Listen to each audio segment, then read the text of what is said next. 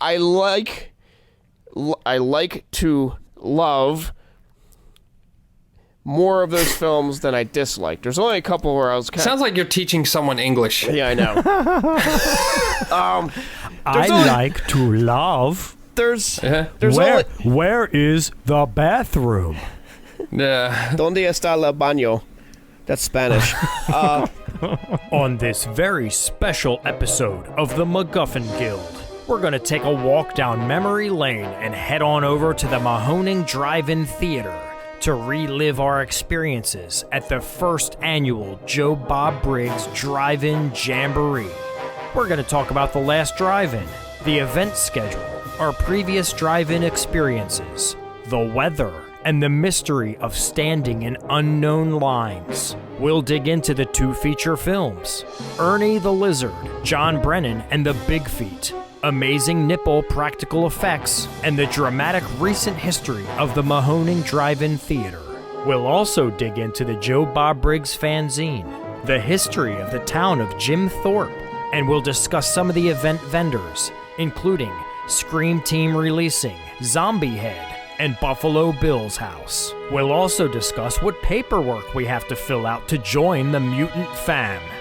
I'm Pat Doherty, and as always, I'll be joined by my fellow MacGuffins, Justin Jones and Mike Antonio.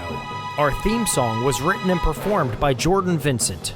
Come with us as we head on down to the Mahoning Drive-In Theater for this special edition Joe Bob JamoRecap. I raised you better than this. So, Mike. Yo. The weekend of July 15th through the 18th, Justin and I attended the first annual Joe Bob's Drive-In Jamboree up in Lehighton, Pennsylvania at the legendary Mahoning Drive-In Theater. Long live the Mahoning. And we'd like to fill you in a little bit. Yeah, I want to hear all about it. I've been anxious to know what went on when you guys were there. So before we get into it, for any new listeners, I want to make sure you guys understand what the MacGuffin Guild is. As you may know, a MacGuffin is a plot device used to drive along a story, and we here on the Guild like to use typically a movie, but in this case we're using an event as a MacGuffin to drive along our conversation. So that's exactly what we're going to get into here today. So thank you for joining us if you're new to the party, and for all the Guild members that have been with us all along, thank you so much for coming back. So, Justin, what are your initial thoughts after having survived the weekend? Do you want my highlights? Yes, that would be great. Highlights. Or lowlights. Well, let's get a little background. Justin, you've been to the Mahoning. Yeah. On multiple occasions. Yeah, Sarah and I have been going there for the last few years. Right. Pretty semi-regularly. Last year was a little weird because of COVID and all that, which I don't know why, because it's all outdoors. But Well, I'll get myself out of the way first. I have never been to the Mahoning, not once. So you guys need to paint the picture for me. Okay. I've never been to a drive-in, period, of any kind. I mean, Justin, unless you have anything you would like to lay out there, I can give the perspective of someone who literally went to their first drive-in theater experience at the Mahoning Drive-In Theater, which also happened to be Joe Bob Briggs' first annual drive-in jamboree, all at the same time. Yeah, man, take it away. So, like I said, I had never been to a drive-in before. I have certainly never been to the Mahoning before, so I tried not to set my expectations too high because I didn't quite know what I was getting into. And I did know, based on conversations with Justin, that typically, not to say the turnout at Mahoning is bad on a regular night, but it's not what this particular event was chalked up to be. Just packed to the gills, excitement through the roof, sold out, max capacity. The whole thing was just another level. So I didn't know if it was going to kind of ruin my first experience, like if it was too crowded and overbearing, if it would ruin it for me and I would water leave it me down with a bad taste in my mouth. Yeah, or just make it an unpleasant experience. I didn't know if there'd be too many people in there for me to enjoy it. I didn't know where my car was going to be sitting. I know Justin had the same thoughts. He's usually front and center because he's got the option, but I didn't know if we were going to be out in the woods, and even be able to see the screen. So there was all those ideas. So I was trying to keep a level head, being as I didn't really know what I was getting into.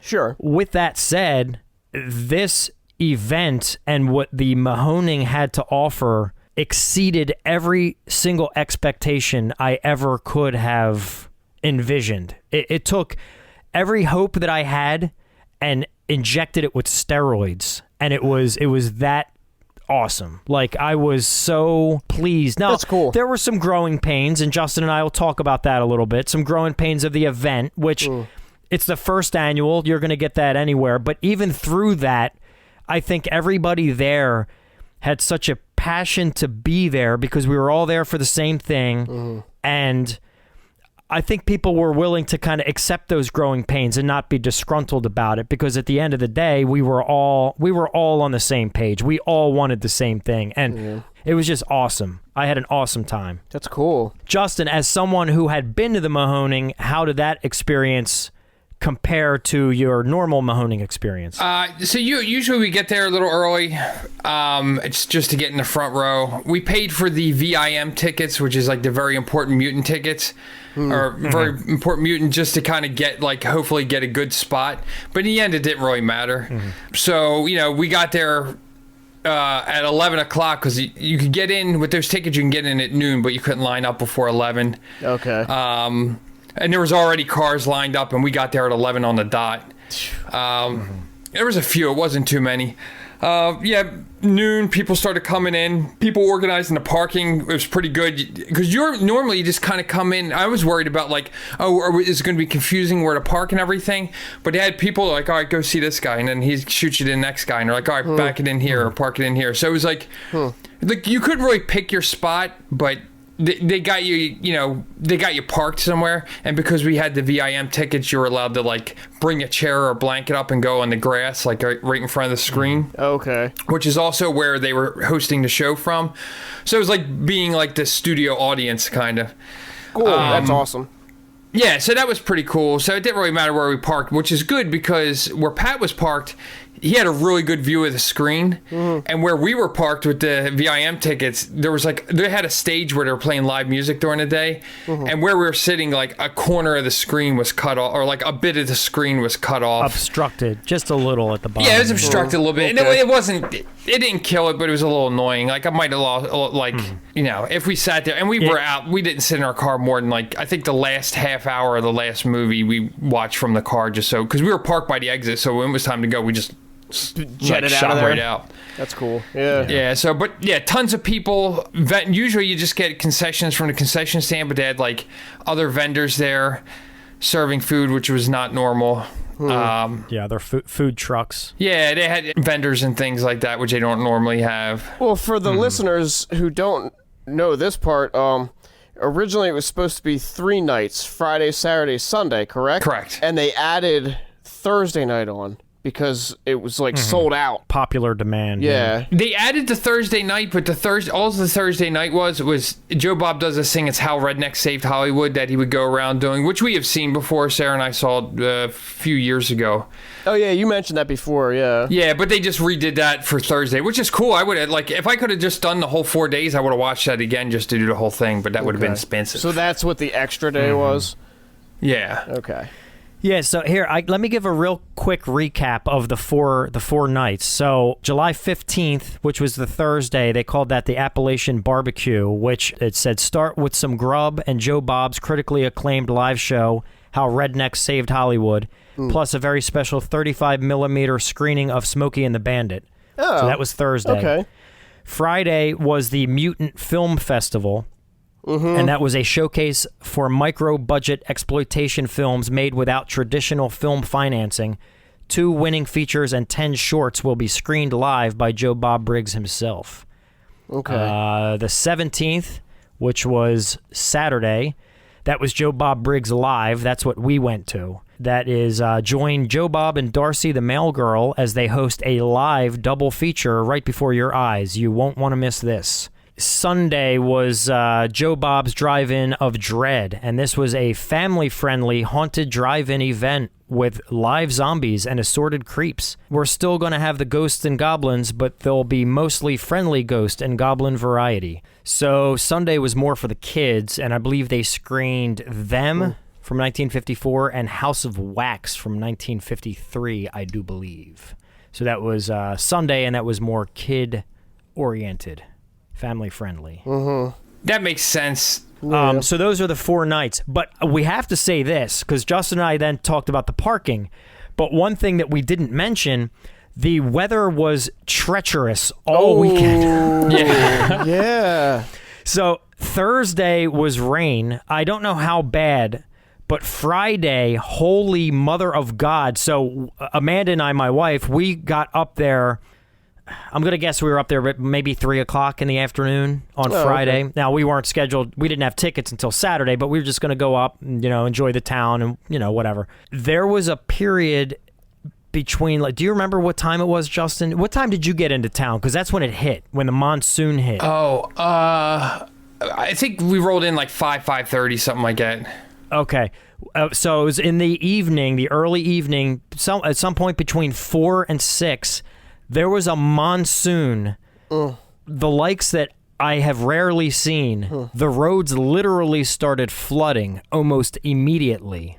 Now, keep in mind, people were at the Mahoning for the Friday night festivities. Friday night, yeah. Oh, my God. And they were just getting destroyed. In fact, we heard some horror stories on Saturday. Some of the vendors, and we'll list some of them off, felt really bad. There was one vendor, unfortunately, I do not know who it was, not that he would probably want to be mentioned anyway. I guess he had some original art of his that just got completely trashed in the weather, and not only got rained on, but then fell into the mud. It got destroyed, and that broke my heart when I heard that. It broke my heart too. It was awful. But the weather was just treacherous. So everybody that was going the rest of the weekend then was like, oh Jesus, not only do we have to fear that this weather is going to hang around, and it sort of lingered, but the field got destroyed. Where cars are supposed to park now was in mud up to your knees. It was a wreck. So that was another thing that the organizers had to worry about on Saturday, the biggest day of the weekend, getting all these cars, the maximum amount of cars that they could fit in there. Now they have to park them in mud. And try not to get people stuck. So that was another element that we were up against, which it ended up working out, and I could see that they were directing some of the trucks and SUVs to certain portions of the drive-in, and keeping the cars in the less ravaged areas. So they were really smart about how they placed people. But once we were all in, Justin, let me know if you agree. The previous weather and the conditions of the lot itself did not really play a factor. I think people just kind of lived with it, but it wasn't so much that it was like a deal breaker. It didn't ruin anything for me. No, it wasn't that bad. The only thing that kind of wasn't great about that was where the vendors were. They had some tents that are way on the far side of the drive-in. And there's all this grassy area in front of them, which was all swamp now, to get to the vendors, which I think kind of deterred people from going. And we were like, what's over there? And we didn't even know. So we walked back and it was like, oh, here's the vendors. Felt bad for them because I didn't even know they were there, And I think there was a change in the plans. And correct me if I'm wrong, Justin, but I think what originally happened was the vendors were set up in a slightly different area, which was a little closer to where the cars were.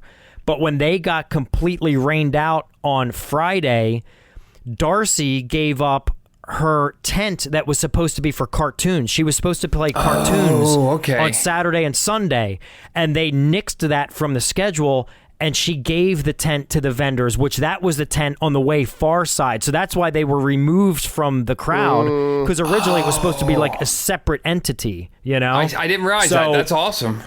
That she did that, yeah. She gave it up for them. It gave them protection in case the skies opened up again, but it moved them further away from where the people were. So it was a give and a take. Wow. So that was the situation. So the weather was definitely a factor.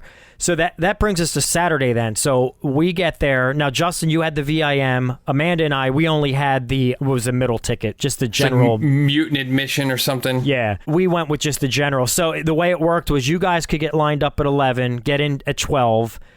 We could get lined up at 2. But couldn't get in till between 2 and 3. They started letting us in probably about, I'd say, quarter after 2. They started letting the 2 o'clockers in. So we got in, around the 3 o'clock area on Saturday. And so you, Justin, you were kind of screen right but maybe, 2-3 rows back? Yeah. What would you say? Probably second row back, yeah. Okay, second row back. And then I ended up more screen left, kind of like right center field. I would say maybe 4 rows from the back or 4 rows from where the tents were. The tents were in the way back. But it worked out for us because we had a clear shot of the screen, and it was like watching a TV from across the room, Like it was well big enough to see, but it wasn't that like awe-inspiring, like I'm looking up at a massive screen vibe, but it was perfect view for us. So the weather then, all day we were worried about these skies opening up again based on what we all witnessed on Friday. And there was one point where it did come down for, what would you say, between 5 and 10 minutes? About that, yeah. And there was some massive thunder and lightning. That was really it. The threat of it kind of tapered away after that point, and it ended up turning into a really... Now, there was some drizzle here and there. Some light drizzle. That's Snoop Dogg's favorite kind of rain. Yeah. Oh, yeah.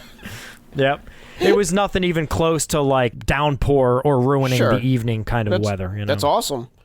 Was it? Yeah. Was it like hot and muggy though? It was kind of hot and muggy during the day a bit. Okay. And this will be my one complaint since we're leading into it. And I want to preface this with saying my hat is completely off to all the people at Mahoning that like put this and organized it and had to pivot and readjust and like they did. Like I'm very grateful for every single person there because there's dudes, even when you're lined up, there's dudes covered in sweat trying to get people parked and everything. But the one thing I was a little this kind of didn't really work out well is if you had the very important mutant tickets, you got like this photo op thing where you got to go up and get your picture taken with them and move along, and which I didn't even really care too much about. I just was mostly there for the early entry. Like at one point, like people started lining up, and I saw this line, and then through word of mouth, someone's like, "Oh, that's the line you have to go for to sign up for your slot to get your photo op thing." I was like, "Well, I'm here. I might as well go." And dude, I was in that line forever in the heat, like no shade. I didn't have any water or anything, so I started getting a little cranky after a while. As we got closer and closer, and you're talking to people, so that was cool. You got to meet people. But as you got closer, like you go up and like, well. The guy in front of us was asking him, like, what's this line for? And they're like, oh, it's to speed things up later when you're in the other line so you don't have to wait in line as long. And he's like, okay, so, like, there's time slots? And they're like, no. Like, everyone just shows up at 5. And he's like, so the people ahead of us will be lined up at before. And they're like, no, just everyone shows up at 5. And he's like, so, okay. And he was, like, really confused as he was walking off. He was just like, okay. And then we kind of were asking questions. And they're like, yeah, it's just going to save time. And all they did was ask how many people in your picture and what your email address is. So then, so they were like, okay. And dude, we were in line forever, so I don't know what was taking so long. And then later, another line started forming, and the photo op thing started at 5. So it was around 4 o'clock, so that line started forming, so we got in that line. And we're waiting again forever. Meanwhile, I'm just drinking in my car this entire time. I'm not waiting in a single line at this point. Oh yeah, Pat's just sitting there tying one on. So I was like, I got to get something to drink. So I went around and got something to drink. And when I came back to see him, Sarah and they were way at the front, like we're getting ready to go into the building. I was like, what happened? They're like, yeah, this isn't that line. This is a line for autographs. So then when people found that out, the line started dividing again. Oh, Jesus Christ, man. So then she waited in line to get an autograph and got all the way up, like 7 people back. And like, all right, they have to leave because they have to go to do the photo op things. So then they go up to photo op, and then that line, Jesus. So... But everyone was very apologetic and trying really hard to make things work. It's just like, honestly, this is a way larger event than probably they ever had to deal with, and a lot of logistics. And like, I think for what they had to deal with, they did an amazing job. Yeah. Even though it's a complaint, it's not a complaint towards them. It's just a complaint on life. You know what I mean? Yeah. I wasn't feeling like a very important mutant, so I was like, that's a lot of moving parts. Yeah. Oh yeah. It would have been like if they would have been able to pull that off, I would have been blown away because, like Pat said, with the rain and everything, it was a pain in the ass. I think all in all, they did a great job, and they worked their asses off too. Because I've seen these people, the same people, all day walking around trying to get people in line, trying to show people where to go. Like at one point when we're in line, some of them just came out with water and were just handing people water for free. Just here, just stay hydrated. Oh, okay. That's cool. Oh, and they were super nice about it too, because they went, and Sarah and I just grabbed one to share, and they came back again, and Sarah was like, did everyone get water? And like, yeah, we think we got everybody. She's like, I'll take one. He's like, yeah, here, take one. Like, everyone was very considerate of each other, and it was an awesome like experience. Like everyone there was just like there, like Pat said, for a reason. I talked to these couple people from Long Island, and they just came up like, hey, nice shirt. I was wearing my High on Fire shirt, and like, oh, it's an awesome shirt. And then we started talking about t-shirts and started talking about movies, and just the energy. Everyone was so excited to be there and just friendly and nice. It kind of reminds me of like why it was enjoyable when we used to go to Exhumed films. Oh yeah. People that go there are going there because they want to watch the movies, not because they're bored on a Friday night and they have nothing else to do. So let's go fuck around in the movie theater. You know what I mean? Yeah. Like they're there because they're genuine fans. They want to be there. They want that experience, not because they just respect the art. Yes, yeah. And that's a beautiful thing, and I love it. People spent a lot of money there to be there for Joe Bob. Yeah. And there was a whole nother level of respect. We were all there to watch the man do what the man does, you know? Right. So that was a really special thing to be a part of, and I know everybody in that place felt it. It was awe-inspiring to watch him do a live-ass production of The Last Drive-In right before our eyes. It was really cool to see. Yeah, it was cool, man. So, and I think people respected that. Yeah. So, Justin, let me ask. So, again, just to paint a picture for the listeners, being as I was further back, Amanda and I found our best view of the screen was in our car. We did experiment with putting our chairs in front of the car, and it lowered us a little bit, and it obstructed the bottom of the screen with other cars. So we were like, look, let's get in the car. If the rain does come, we're protected. You know, we're in there. We're having a blast. I'm drinking. We brought hot coffee, the whole thing. We were just having it was like we were camping. We were having a blast. Justin, though, you and Sarah, you were parked up front, or not parked. You were parked in your spot, but you parked your ass up front in your chair right under the screen. And what was your experience like? Did you have to deal with anyone talking or making unnecessary noise, or was everybody in the moment? There was a bit. And like honestly, everyone was like super stoked because it was like right when Joe Bob first came on. There was like some conversations and people kind of yelling some stuff out. But in that regard, it wasn't consistent, and it wasn't like conversations. There was a few. I did hear a conversation like 30 feet from me, which I probably shouldn't have been hearing. But all in all, it was pretty good. People were like kind of psyched about things, and someone, he'd say something like, everybody's seen one of these types of movies, and someone would yell out a movie or something. But it was cool because he'd like respond to people. Like he said something about like Detroit and some theater that something was in Detroit, and someone from Detroit started cheering. He's like, oh yeah, someone from Detroit. Like, so it was like stuff like that. That was cool. It was like that's an event, and that's a call and response interaction. That's perfectly acceptable. It was more relative. Yeah. But and also it was a little forgiving too, because some of the conversations I heard were actually pretty cool about cool movies I like. Like there was a girl behind us said something about I didn't miss the whole conversation because I wasn't really listening. Just when the word Cemetery Man came out, they like went right in my ear, and I was like, oh yeah, I like Cemetery Man. Yeah, me too. See, I perked up. But again, it's like, yeah, it's all people like talking about stuff you like. So it's like, and everybody was like loving like Ernest. That was like the big thing, like the lizard. Oh yeah. Yeah, everybody just like talk because they had him like before the show. You know how they have, and if you watch the show, they have like they just show Ernest before or Ernie. They've had him up on the thing, and people are just talking about how much they love Ernie and all that. So. Yeah. So, but your experience though overall was enjoyable, and you were in the moment. And you didn't. No one pulled you out of the moment. Yeah, when it started raining, it was kind of nasty. Our legs were getting wet, and like that was a little unpleasant, but it was like okay to deal with. And we sat through the first movie. Getting wet, and then like when the second movie started, I was like, do you want to go sit in the car or you want to stay out here? And she's like, I'll stay out here. In the second movie, it didn't rain at all. It like cleared up. Some people kind of cleared out, so they had people move closer, so everyone kind of started moving closer, but we stayed where we were because we had a pretty good spot, which is funny. We ended up sitting right where we would normally sit when we go there and park our car anyway. We looked there like, wait, I think we're sitting in the same spot. Oh, that's funny. So they had a bunch of bands throughout the course of the weekend, and one band in particular played at least a couple times, and they were the very last band to play leading up to Joe Bob when he did his live The Last Drive-In on Saturday, and that was John Brennan and the Big Feet. And they are mostly known for doing the theme from The Last Drive-In.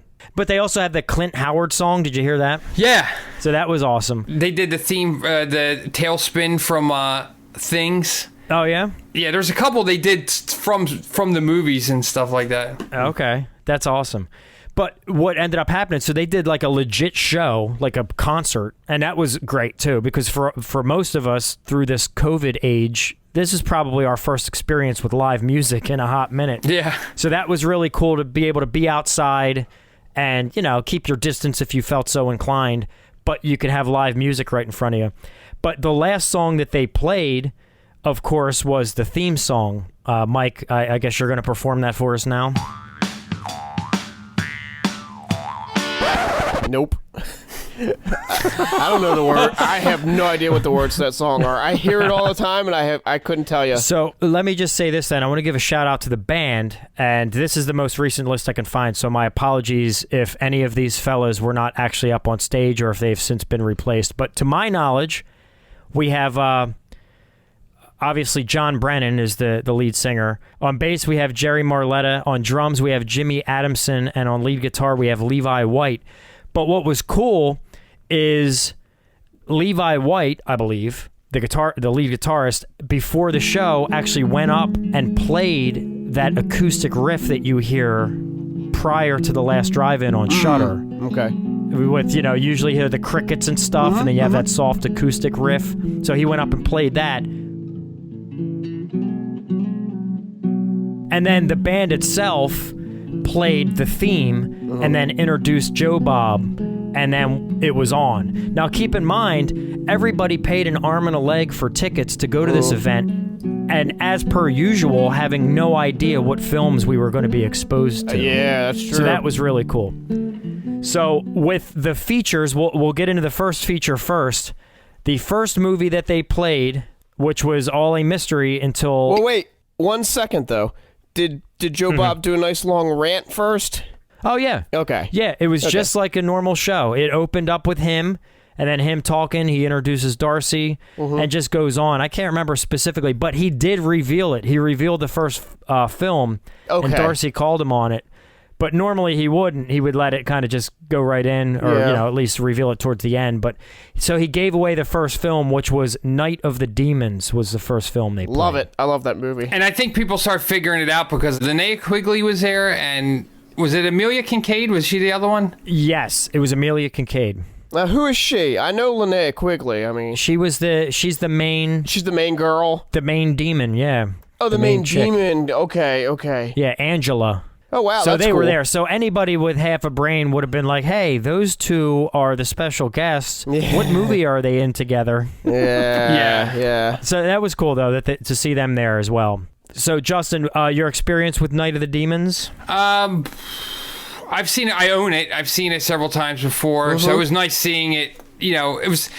Like, you asked me before, because I had seen both the features, if I was a little disappointed. I saw both of them, and I wasn't, because I'd learned so much more about, you know, about them, and just hearing about their experiences about a movie I already knew about was kind of cool. When you see it in that format, you know, the Joe Bob experience, even not being in the movie theater, like me, for instance, when I watch Joe Bob on TV, it's still different because you're learning, you're listening to Joe Bob, and, you know, so you're getting that added content. Now, I have never seen the movie, which is a shock to, I'm sure, everyone listening to this podcast. And by the way, that's sarcasm. It's such a classic. Yeah, it's turning out I have seen very little, apparently. Amanda and I had an awesome time watching this movie. I mean, I'm sure being in that environment with Joe Bob there and just the whole situation felt surreal.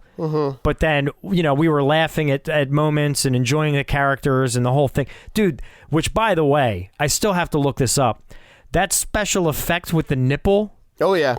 How the fuck did they do that? Like, that was so impressive for 1988. I can't even wrap my head around it. It's a fake boobie. It's like a silicone thing.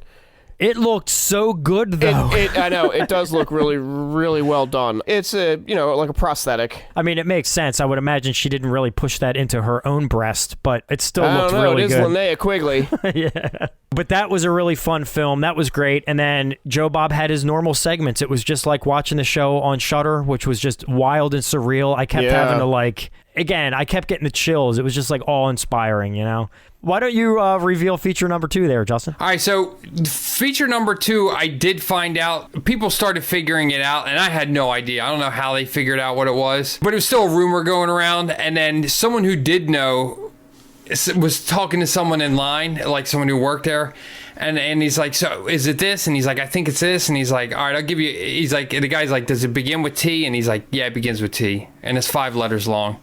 And then, which confirmed what everyone was saying. It was Torso. Yeah.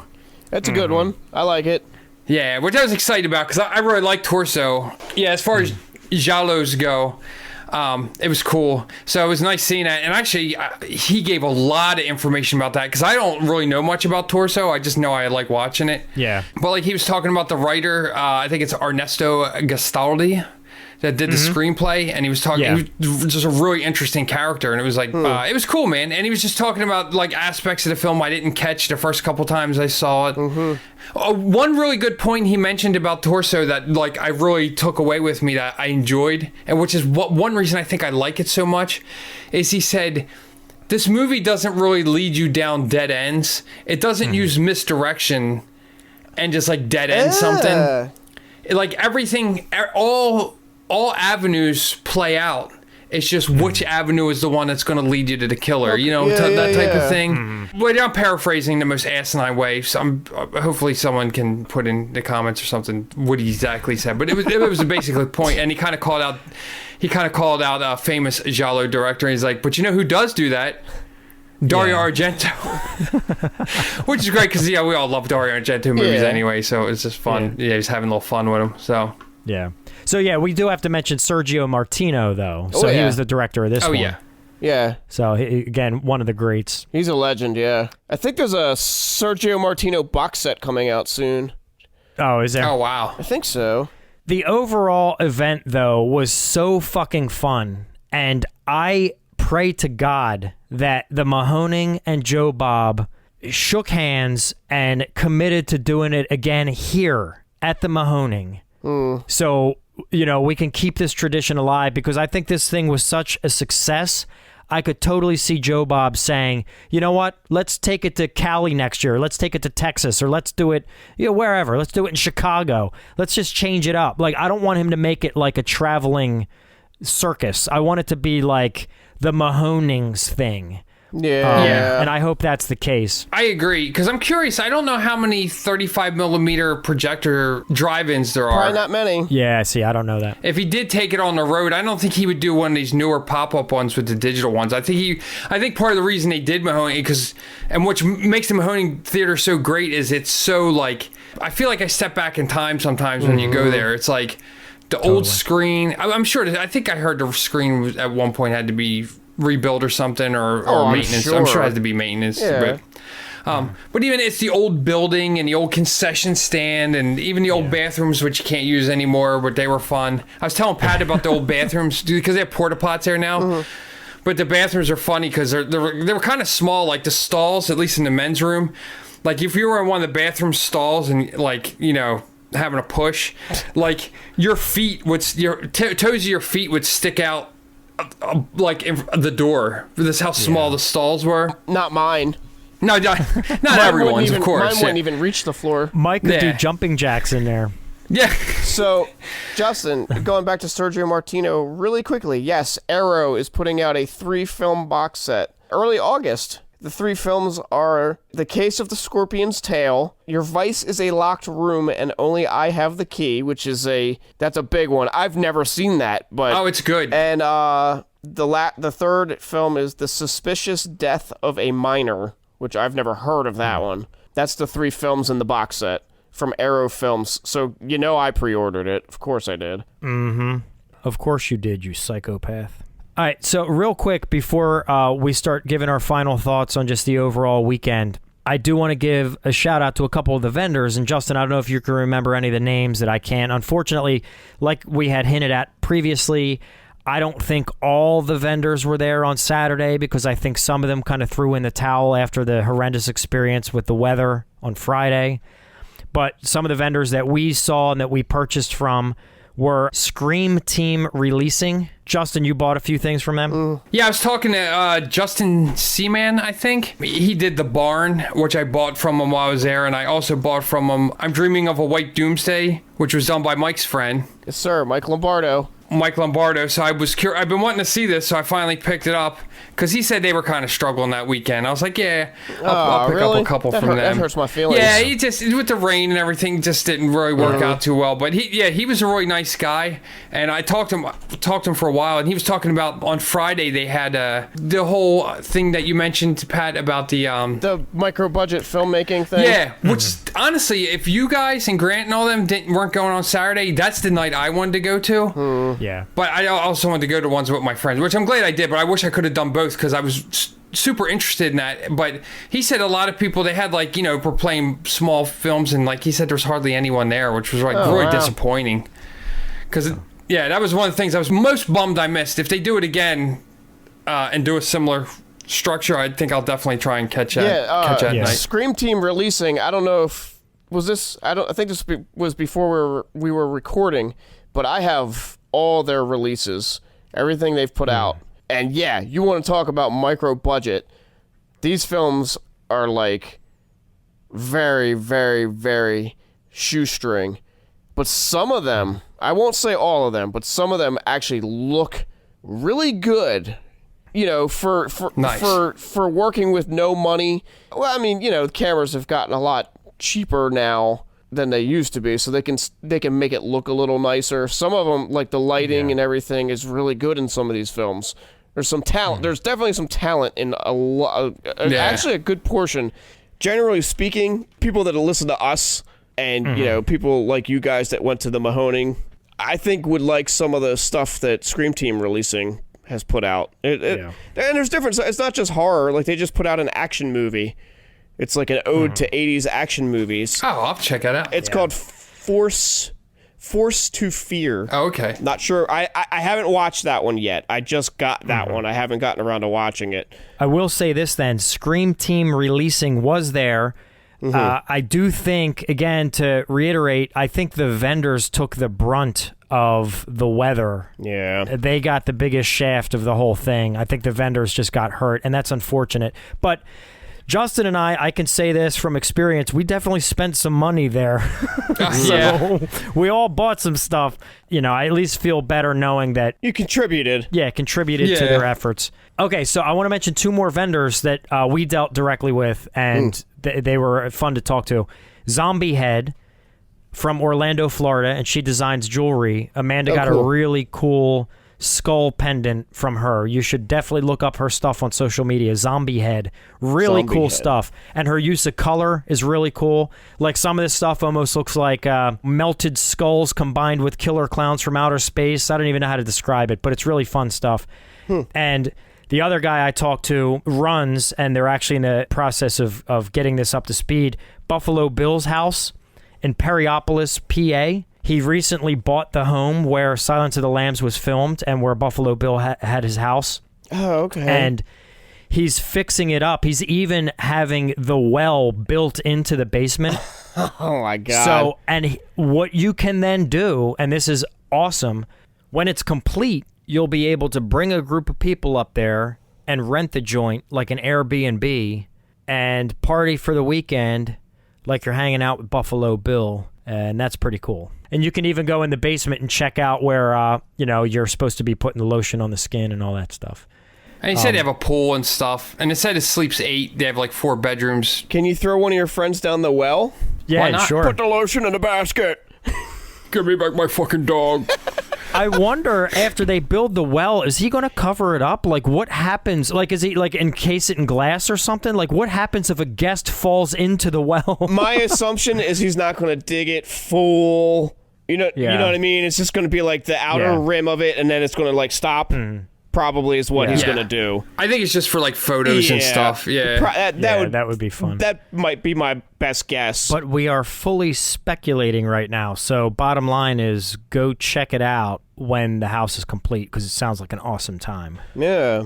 But he was a really nice guy. I wish I could remember his name, but definitely check him out on social media, Buffalo Bill's house. Amanda bought a shirt from him. She's always a huge fan of the Buffalo Bill stuff and Silence of the Lambs, like the art and style of that. So she bought a shirt from him.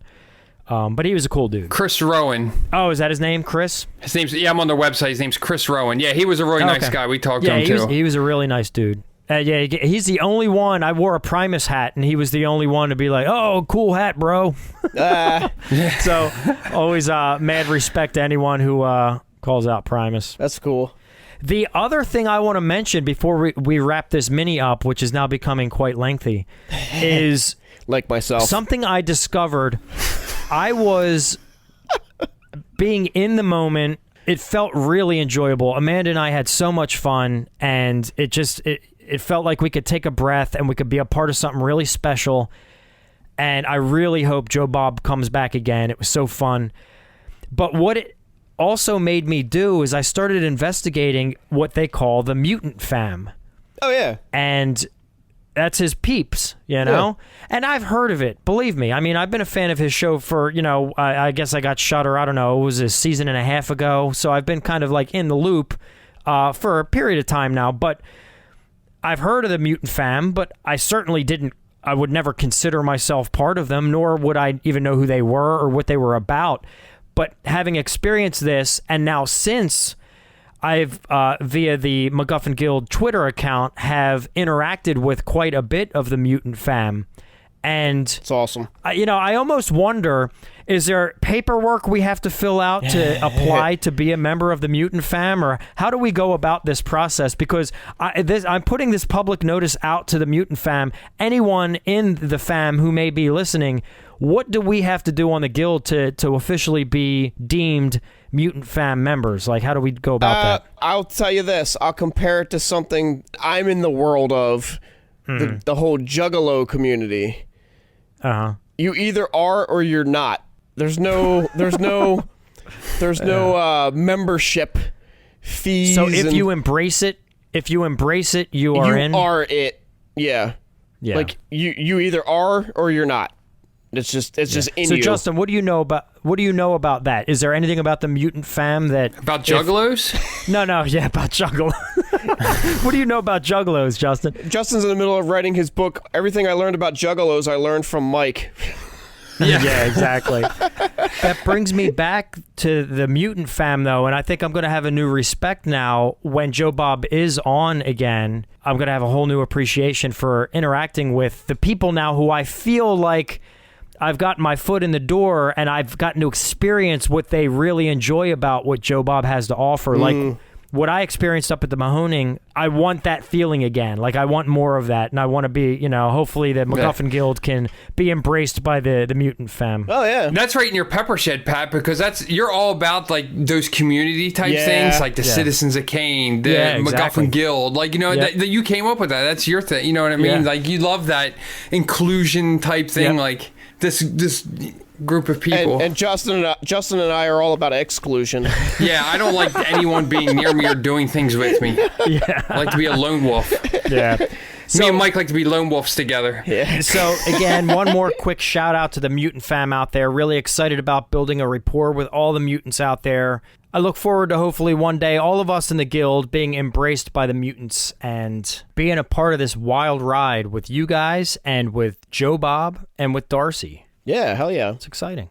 But there's something, Justin, we have to touch on that is a huge part of the entire weekend and we haven't even mentioned yet. It is the fact that leading up to the event, literally the week before the event kicked off, if even that, maybe 5 days before the event kicked off, Virgil from the Mahoning posted that the handshake agreement that he had with the owner of the property had fallen through, and the owner agreed to sell the property to a solar panel company. All right? It's like optioned. Yeah. That meant, even though Joe Bob's battle cry for years and years has been the drive-in will never die, it appeared that in this case, fittingly so, a week before Joe Bob's event at this drive-in, it was apparently going to die. And what happened was Virgil put out a call to arms to all the fans of the Mahoning and all of Joe Bob's fans, all the Mutant Fam. And people applied so much pressure to this company that they ended up pulling out of the deal 100%. And apparently... Yeah, they walked away. They walked away, and the owner of the property, I guess, is now in talks to sell the property to the Mahoning Drive-In so they can own it outright. Yeah, that was amazing. It was like a matter of days. This all happened. It was crazy. I was following it on like social media, and I was like, "This is fucking crazy. What's happening right now?" That was nuts. Yeah. So didn't that break? It was like 2 days before the event, or maybe a day before the event kicked off, as they got the word that they were going to keep the drive-in. But didn't that add an extra special aura to the whole weekend? Now, it added a whole nother level when Joe Bob said the drive-in will never die. It was like, fuck yeah, it won't. Like, it meant so much more. Because of, like, the Mutant Fam and the larger because the fans of, like, the fans of the weird, bizarre, goofy, off-the-wall, different, creative, like, all these, like, the extras. Like, it's the people that like the extra, you know what I mean? If that makes sense. It's like you know... I mean, it's still, like, there's Star Wars people and stuff like that, too, you know? But, like, there's people that we all kind of remember. I remember us...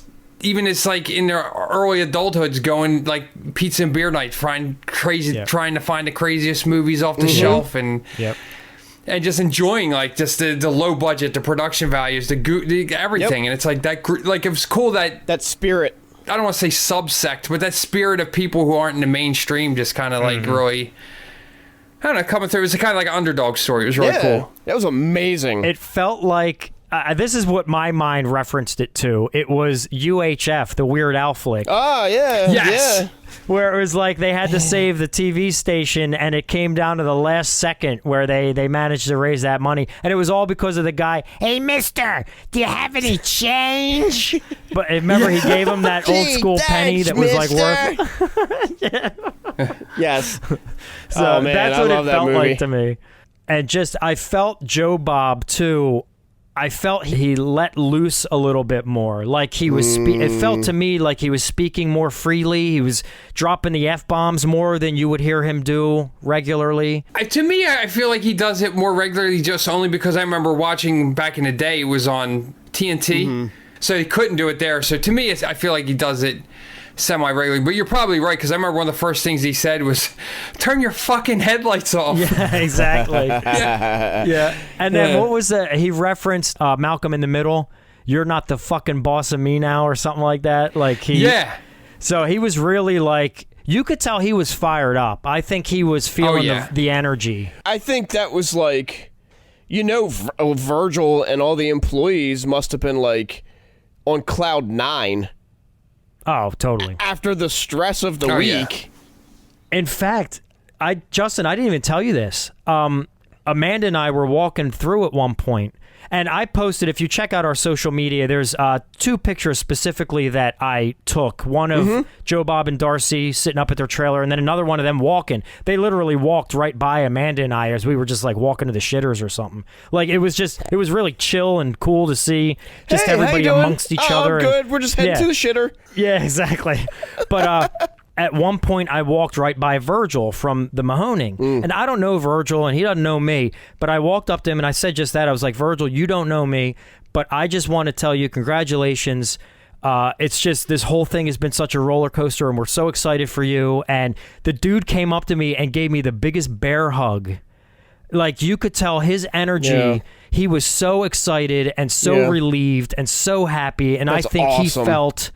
the weight of the world, and I think he saw all of his people, everyone that loves what he loves, are all there to celebrate their success and their what they were able to pull off, because it was real close to being done. The video that he posted when he broke the news that they were saved, man, you could see he was like emotional, but like so happy. Like you could just he was like beaming.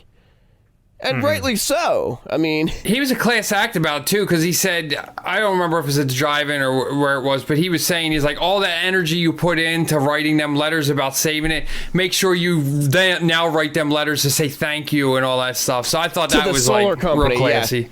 Yeah, they wrote a really nice thing about they didn't realize the cultural impact and all this stuff. And he said in the video that they were under the impression that the drive-in was failing. They were misled by someone. He didn't get into specifics. Yeah. And then once they found out, whoa, these guys have a lot of support. We don't want to mess with that. We're out of here. That's great. That's awesome. The little guys won. Pretty phenomenal. Yeah. Exactly. Yeah, you're right. They did. And the drive-in will never die. That is so rare. Yeah. And it needs to be like celebrated and cherished and treasured because that's awesome. Yeah. Yeah, you're right. Especially now in this day and age, I feel like you rarely ever get those underdog stories. There's like real true underdog stories Not anymore. really. You know what I mean? Yeah. It's a rare case. Yeah. What an amazing story, though, to happen right when the legendary Joe Bob is bringing his show to town. Serendipity. His battle cry has always been the drive-in will never die. It was just such a perfect storybook weekend. Yeah. Yep. It almost seems like fake. That's how, like, You couldn't make that shit up, man. So I want to give one more shout out, and this is something for all the guild listeners out there to keep your eyes open for. In all of my excitement after the fact, kind of just exploring this new Mutant Fam world, I came across the Joe Bob Briggs Fanzine. Are you guys familiar with that? No, you mentioned it to us earlier, but I have no idea what that is. Yeah, he came up and gave me a flyer. So here's all I know. So I did not realize they were there. I mean, it makes sense that they would be, but according to their Twitter, they are a print fanzine dedicated to legendary horror and exploitation film host Joe Bob Briggs, made with Joe Bob's permission by a fan, with fans, for fans. So I saw a tweet. This was on the 19th, so this was after the event was already over. And somebody at the magazine said, all you lucky bastards who got to go to the Jamboree this past weekend, I'm putting together a yearbook for me to live vicariously through your memories. Send your photos and stories from the festivities to submissions at blah, blah, blah, their email address, with Jamboree in the subject line. So I sent a couple of the photos, the two that I had referenced that I took, and then there's one photo that I sent, which was a combination of a photo I took and one that Sarah took. I sent that to them. They responded back with excitement that was perfect. So anyone who's interested down the road, keep your eyes open because I put the MacGuffin Guild in there as well. So hopefully the MacGuffin Guild can get a little shout out in this Joe Bob fanzine. So when it comes out, we can try to maybe put that on our Mutant Fam application to legitimize our standing within the organization. We're building our resume. Yeah. Nice. So any final thoughts, guys, before we shut this one down? Anything you missed? Anything that inspired you, Justin, when you were there? Anything you wanted to touch on that you didn't get a chance to talk about? I did notice, like, just kind of being around a bunch of people that were kind of the energy and everything.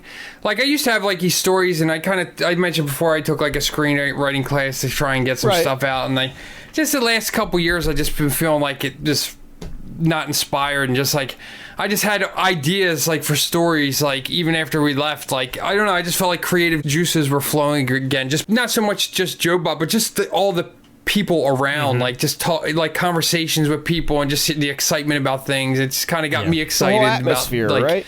Yeah. I agree 1,000%. And that's that excitement I'm still feeling like I'm coming down from the high from that weekend. It was really fun. And not to mention the fact, too, Justin, we have to talk about us and our wives got to spend some nice time together in town. Yeah.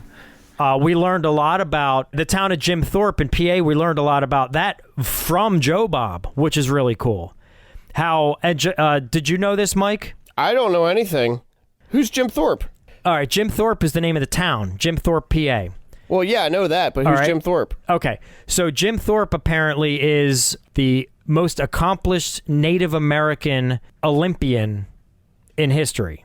Oh, never heard. I don't pay attention to the Olympics whatsoever. Yeah. So, but here's what happened, and we learned this from Joe Bob. In fact, in his opening segment of his live show, he talked about Jim Thorpe, the town and the man, and he said Jim Thorpe is not from the area of Jim Thorpe. And in fact, he, I think, was born in, what was it, Oklahoma, and then lived in California. It's like out in the Midwest, and then he lived on the West Coast. And he may at one point have gone to a school somewhere in Pennsylvania, but it was nowhere close to Jim Thorpe. Like, he had nothing to do with that area. So apparently what happened was when he passed away, I think California or Oklahoma, one of those locations, was supposed to put together a monument in honor of him. And for one reason or another, it fell through. I don't know if maybe the funding fell through or whatever. So his wife, who happened to be his third wife at the time, according to his children after the fact, started chasing the money. And she heard of this town in Pennsylvania, which its original name, Justin, was Munchunk. Yeah, Munchunk or something. Yeah, you can still see it on the roadside. Like, there's Munchunk Road and stuff like that. So this town, apparently, its coal industry was just plummeting, and they were having trouble bringing people in. So what they did is they heard word that Jim Thorpe's wife was, in essence, selling him to the highest bidder. They bought his body, brought him to the area, buried him in a mausoleum, built a statue, and named Munchunk and the neighboring town they called Jim Thorpe. And he had no history there. That's weird. And his children, his sons, after the fact, fought through the court system to try to get their father's body back. It almost went up to the United States Supreme Court, but I guess they didn't even hear the case because whatever documentation or contracts that the ex-wife, well, not ex-wife, that the wife, the third wife, had, the widow, was enough. Yeah, the widow was enough to. They didn't even hear the case. And one of Jim Thorpe's sons, died during that whole legal battle, and the tribe that Jim Thorpe was involved in, the Native American tribe, even got involved, and they tried to use the Native American burial. What do they call those laws against desecration of Indian burial? They tried to utilize those laws to help them get his body back, because in essence, I mean, his remains, he didn't want his remains there. Yeah, he had no reason to be there. I thought that whole thing was so wild. I knew nothing about that, and I learned that from Joe Bob Briggs. So, pretty wild. I do remember when he mentioned it, I totally forgot about the whole, him not even being from there and him, like, buying his body. Yeah. So, I didn't know the whole story about, like, the fight over it and all that stuff, so. Yeah, it's pretty nuts. It's crazy. Yep. So anyway, but the town itself was awesome. The town was great, and the Joe Bob Briggs Drive-In Jamboree, hosted by the Mahoning Drive-In Theater, was a once-in-a-lifetime opportunity. I hope a multiple-in-a-lifetime opportunity. I hope they bring it back. But if they do, I highly recommend to everyone listening, especially fans of exploitation, horror films, any of that, good old Joe Bob stuff, I definitely recommend not missing the opportunity. It's expensive, but it's worth every dollar, if you ask me. Pat says 4 stars. Check it out. So, Justin, any final thoughts? I think we should just end with Pat says 4 stars. I think that's, you said it right there. All right, Mike, you good? Final thoughts? I'm glad we decided to talk about this. This was a good little fun one-off. Yeah, for sure. For sure. So yeah, all right, well, that's it. That's our, as Mike says, our Joe Bob Jamboree-cap. So there it is. To everyone out there. And look, here's the thing, too. When we post this on our social media, which, of course, we're on Twitter, Facebook, Instagram, Discord, we want to hear your stories, too. Like, straight up. If you were there, if you were at the Joe Bob Jamboree, we want to hear your stories. Chime in. Let us know if you had different experiences than we did. We would love to hear it. We're definitely feeling the whole unity of the whole Mutant Fam experience and Joe Bob and the last drive-in and all that stuff. It was an awesome production. It was so much fun to be a part of. Inspiring to see Joe Bob in the flesh and Darcy in the flesh doing what they do, and just a lot of fun. So we want to hear what you guys have to say. So, all right, on that note, let's shut this puppy down. Mike, Justin. All right. See you guys next time. I'm going to see you. I'm going to see you. Peace. I raised you better than this. But I do remember, Mike, you and I went to see one of the Halloween movies, and it was like later in the franchise. I think it was the one that had Paul Rudd in it. Okay. But we went to the theater to see a Halloween movie, and you were so pissed off the entire time. Was I? Because people were laughing and having fun and acting up, but they're watching Michael Myers stab Paul Rudd or whatever, and you were like furious. You were like, these people better shut the up. Dude, I'm trying to enjoy this experience. When I go to the movies, man, I'm there to watch the movie. Yeah.